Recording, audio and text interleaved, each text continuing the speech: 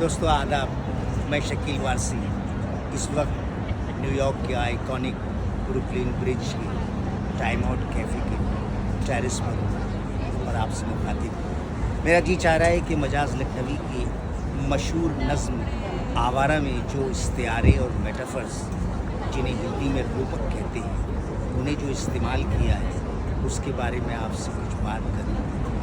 ये नज़्म तकरीबन 50-60 साल पहले मजाज ने लिखी थी, लेकिन आज के ज़माने में भी उतनी ही रिलेवेंट है।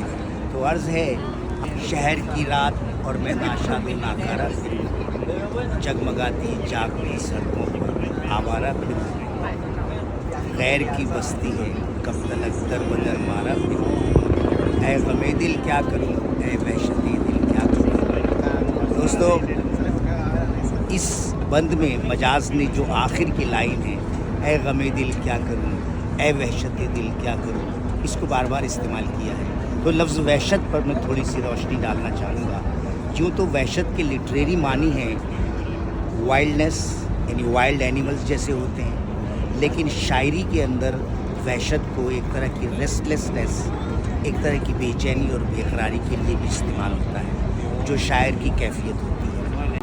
एक महल की आड़ से निकला वो पीला महताब, जैसे मुल्ला का मामा जैसे बनी किताब, जैसे मुफलिस की जवानी, जैसे बेवा का शबाब, ऐ गमे दिल क्या करूँ, ऐ वहशते दिल क्या करूँ। एक महल की आड़ से निकला वो पीला महताब। अब देखिए कितने खूबसूरत मेटाफर्स से इस्तिआरों का इस्तेमाल किया।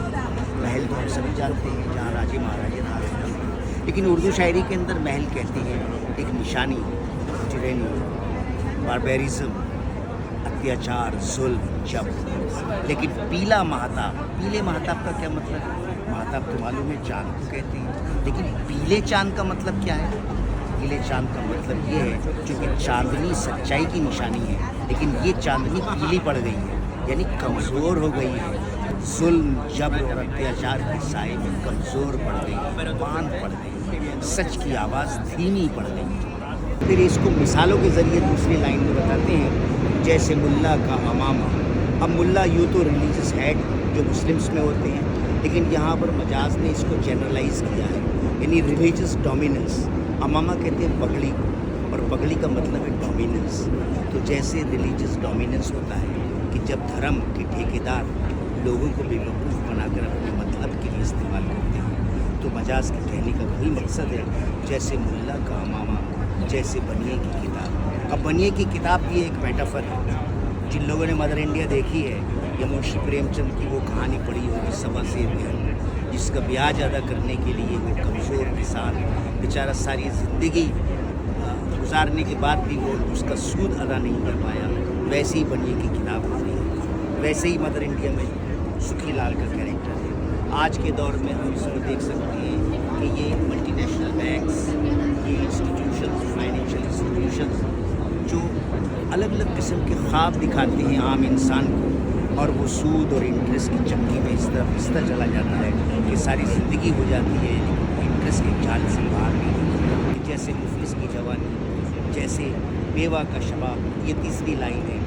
मुफलिस की जवानी, मुफलिस जो तो पुअर को कहते हैं, गरीब को कहते हैं, लेकिन यहाँ पर मुफलिस का मतलब है एक हेल्पलेस इंसान।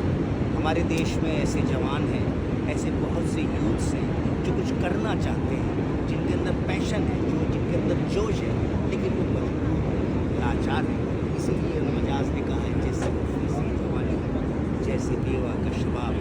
बेवा का शबाब भी तो बेवा बिलों के लिए इस्तेमाल किया है, लेकिन इन जनरल टर्म्स औरत की मजबूरी और लाचारी है। जब हम औरत का भेजा इस्तेमाल करते हैं, नारे तो बहुत देते हैं नारी उत्थान के, लेकिन नारी के साथ बहुत ही दुर्व्यवहार भी करते हैं।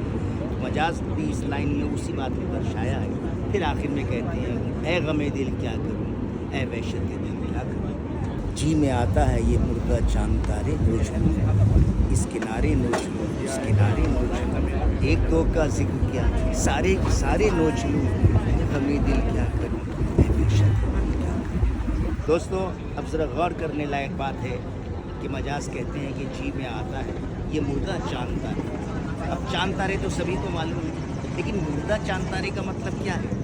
मुर्दा चांद तारे का मतलब ये है کہ یہ چمکتے دمکتے لوگ سوسائٹی کے، یہ اونچے پدوں پر بیٹھے ہوئے لوگ جو کبھی میڈیا میں نظر آتے ہیں، کبھی کارپوریٹ میں نظر آتے ہیں، جلوسوں میں نظر آتے ہیں، یہ چمکتے چاندتارے جو ہیں یہ مردہ ہو چکے ہیں، مطلب ان کی آتما مردہ ہو گئی ہے، یہ ضمیر فروش لوگ ہیں کیونکہ جھوٹ اور سچ کو پہچان نہیں پاتے۔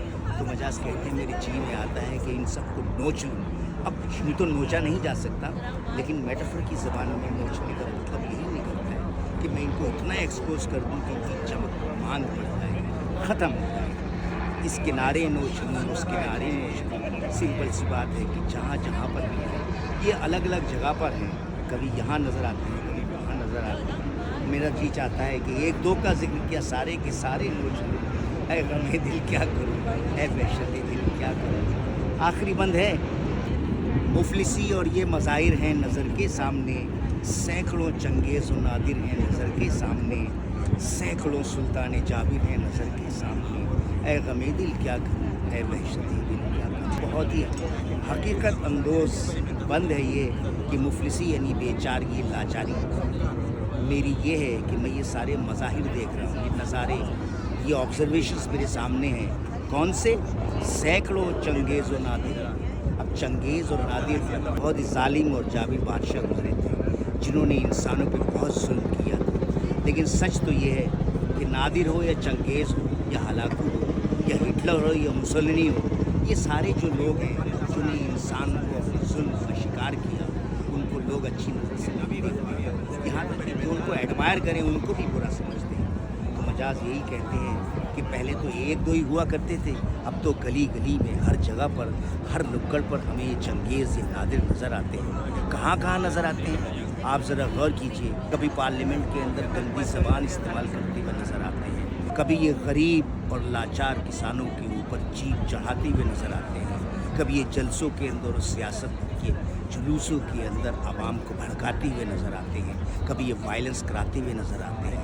یہ اس طرح کے چنگیز اور نادر جگہ جگہ نظر آ رہے ہیں۔ اے غم دل کیا کروں، اے وحشت دل کیا کروں۔ شاعری اشاروں کی زبان ہوتی ہے، شاعر اشارے دیتا ہے، غم دل کیا کروں، وحشت دل کیا کروں۔ مجاز کے کہنے کا مقصد یہ ہے کہ آپ خود غور کیجئے، جنتا جناردن خود جانتی ہے کہ اسے کیا کرنا چاہیے۔ جنتا جناردن سے بڑی طاقت کوئی نہیں ہے۔